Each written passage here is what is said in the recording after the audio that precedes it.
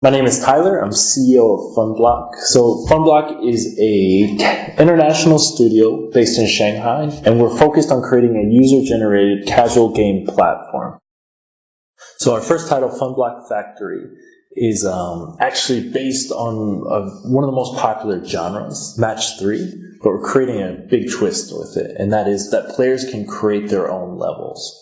So our goal is to have that anyone can build and everyone can play. So we're trying to bring user-generated content to the mass market. So I think for most other blockchain games out there, they've been focusing purely on the blockchain technology itself and making small game demos around them. So not focused on gameplay and fun. But for us, from day one, we're all about making the most fun, exciting gameplay and then enhancing it with blockchain. So gameplay first, blockchain second. That's a big difference. Another big difference we have is that we, unlike most other games that are focused on the small but enthusiastic, hardcore crypto enthusiast crowd, we're actually going to be focusing on the mass market. We want to bring blockchain to the mass market. And one final point, I think, is that a lot of these other games are really hard to get into. They're focused on the hardcore audience. So for us, we are actually going to be focusing on fixing the onboarding process. So anyone can join in, and then slowly they're going to be onboarded onto how to create their own wallet and how to get involved in blockchain. But we're going to make this process much easier.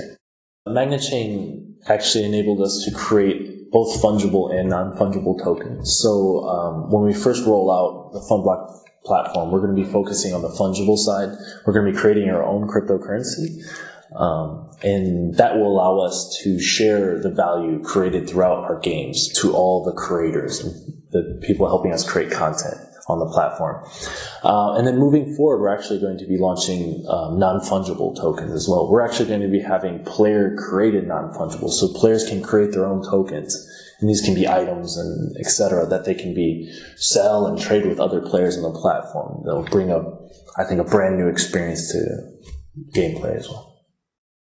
So I think for players that can actually have true ownership of their items going forward, it's going to be pretty impressive. I think it's going to be more like economies we have in real life. When people actually own the things in their lives, they can actually do some really cool things with them. The economy can be player driven. They can actually maybe create their own IPs, create their own types of items, which will really, I think that kind of economy and that kind of system can really drive a lot of creativity, and which is one of the reasons we're focused on the user-generated content. I think blockchain and user-generated content is a good match, and I think there's going to be some really interesting things that come out of that. So for us, when we started in blockchain, we knew that there's a big technology problem since we were trying to go mass market. One of the big issues is just the bandwidth itself. Most of the technology out there just doesn't support that many transactions, and also very high cost per transaction. But once we met MagnaChain and we learned about their technology, we saw that they actually solved these two problems. They have very high TPS and very low transaction costs, and this really gave us confidence going forward into bringing blockchain to the mass market. The other thing was, while we started to work with them, we found out very quickly that their understanding of blockchain and their technology itself was very easy to integrate, and they were very helpful for helping us learn about how to integrate it to our product. And being from a gaming background, they helped us a lot actually with economics and actual game design on how to fit best into blockchain. And so that helped us a lot. So yeah, the cool thing with blockchain now and with MagnaChain is that you don't actually have to create a new game. Now, I think that if you create a new game, you can set it up from day one to be blockchain enabled. But even if you have a current game, if you design it properly, you can actually use blockchain to enhance the current experience. MagnaChain really enables any type of genre and any type of game to actually start seriously considering the possibility of integrating with blockchain and using it in an effective way. So I think it's actually a good time to start thinking about that. And I think that overall, though, the key is that they have to make sure the gameplay is fun, and they're actually using blockchain in a very interesting way. But I think the technology is there, and the timing is good.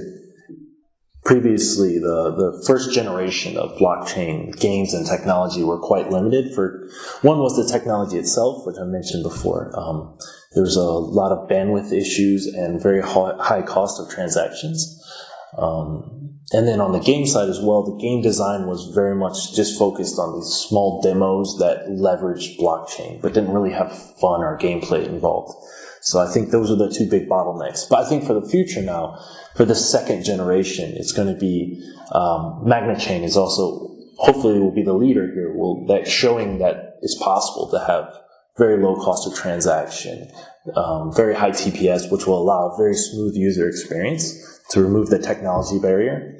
And then hopefully at FunBlock as well, we can be a leader in the gaming front, showing an example of a more healthy and more interesting use of blockchain in games, where we're actually creating fun games that are enhanced by blockchain. So I think the future of blockchain will be around that.